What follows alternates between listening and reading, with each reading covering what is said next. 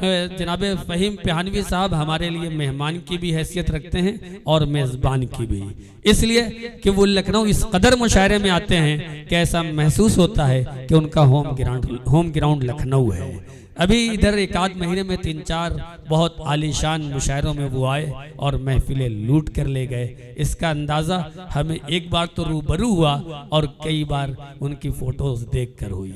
बहरहाल फ़हीम साहब पूरे हिंदुस्तान में इस वक्त बड़े एतमाद के साथ, बड़े वक़ार के साथ और बहुत एहतराम के साथ पूरे हिंदुस्तान में सफ़र कर रहे हैं मुशायरों के हवाले से। और जो पिहानी का अदबी कल्चर है, जो वहाँ का तमद्दुन है, जो वहाँ की तहजीब है, जो वहाँ की सकाफ़त है, उसे पूरे हिंदुस्तान में तकसीम कर रहे हैं। और पूरे हिंदुस्तान के लोग उर्दू और हिंदी से प्यार करने वाले, मोहब्बत करने वाले, इस पर जान निछावर करने वाले, उनको सुनने के लिए बहुत दूर दूर से आते हैं, उन्हें सुनते हैं, दादो तहसीन से नवाजते हैं। जब हम उन्हें सुनेंगे तो यकीनन ये महफिल अचानक ज़मीन से आसमान पर पहुंच जाएगी, फर्श से अर्श पर पहुंच जाएगी, हमें इस बात का यकीन है।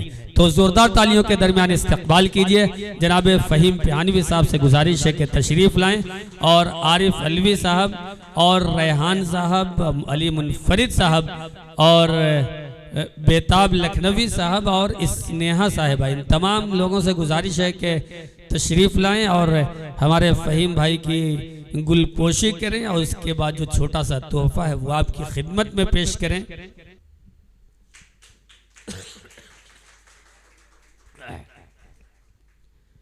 जज्बात देखिए कभी कीमत न देखिए। दोनों हाथ खोल लीजिए फिर मैं शेर सुनाऊं। हाँ, तालियां हो जाइए थोड़ा सा, मेहमान का स्वागत हो रहा है। फ़ख्र हिंदुस्तान ने सबसे पहली बार यह सिलसिला शुरू किया था। पहले मैं शेर पढ़ता हूँ कि जज्बात देखिए कभी कीमत न देखिए, जज्बात देखिए कभी कीमत न देखिए, दे जब भी कोई प्यार से तोहफा खरीद के।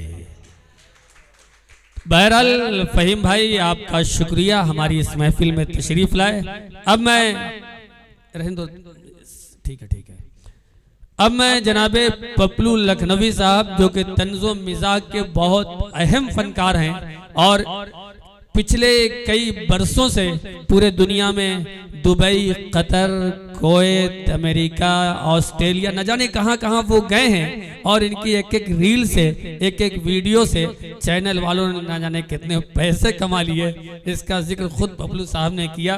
मिलियनों में इनकी जो है वीडियोस चली हैं। हमारी खुशकिस्मती है कि आज के हमारे मेहमान एजाजी हैं। ज़ोरदार तालियों के दरमियान इस्तकबाल कीजिए।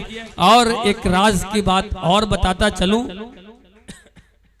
अच्छा, आरिफ भाई का हुक्म है कि जो है मोहित रहबर साहब से भी गुजारिश है कि आप भी तशरीफ़ लाएं, आप भी गुलपोशी कर दें ताकि जो याराना है उसका भी इजहार हो जाए। पप्लू लखनवी साहब मोहतरमा डॉक्टर, अब तो मरहुमा भी कहना पड़ता है, डॉक्टर नसीम नखत साहिबा के हस्बैंड हैं, उनके शौहर हैं। बारहा आपने उनको सुना होगा डॉक्टर नसीम नखत साहिबा को। अब से चंद महीने पहले वो इस दुनिया से रुखसत हो गई। तालियां कमजोर हैं। हाँ,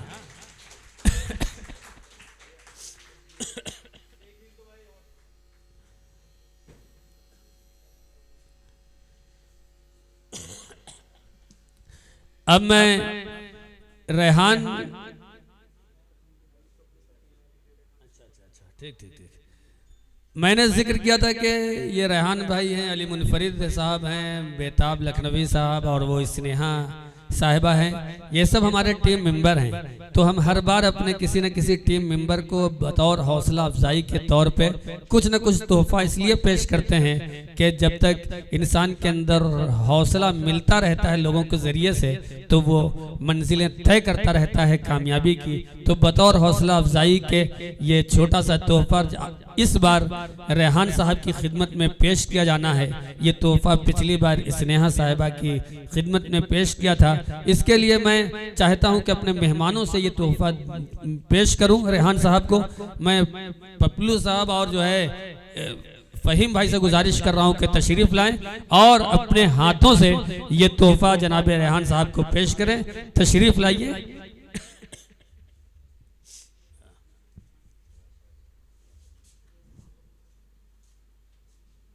हमारे दोनों मेहमान दोनों साइड जानिब खड़े हो जाए रेहान भाई के, जगह दे दे हाँ।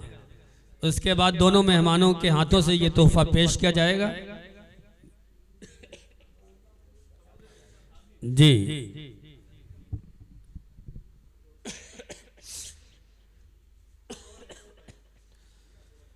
मैं फिर शेर पेश कर देता हूं कि जज्बात देखिए कभी कीमत न देखिए। कम से कम 10 साल पहले हमें ये शेर किसी अखबार में पढ़ा था। अब उस शायर का नाम भी नहीं याद था, ना उस वक्त हमने ध्यान दिया था, ना इस वक्त याद है कि जज्बात देखिए कभी कीमत न देखिए, दे जब भी कोई प्यार से तोहफा खरीद के। आइए हाजिरीन, हमारे इस महफिल के सदर हैं जनाब मोहित साहब, उनका भी फूलों से इस्तकबाल होना चाहिए।